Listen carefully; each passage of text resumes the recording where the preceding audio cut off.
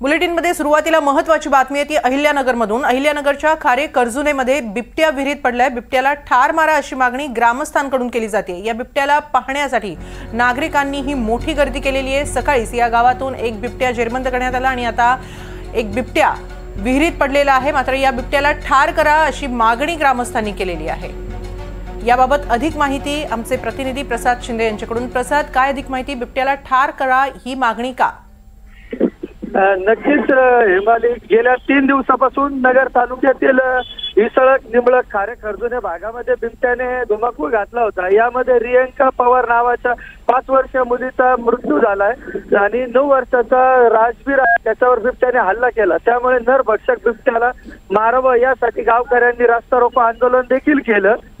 त्यानंतर आज सकाळी वन विभागाने एक बिबट्या धरून नेल्याचं म्हटलं होतं, परंतु गावकऱ्यांना तो बिबट्या दाखवला नसल्यानं खारे खर्जुने गावातील लोकांनी आक्रमक भूमिका घेतली आणि त्यानंतर दुपारी 1 वाजता आता बिबट्या विहिरीत पडलेला पाहायला मिळाला। धन्यवाद प्रसाद, आपण दिलेल्या या सविस्तर माहितीबद्दल।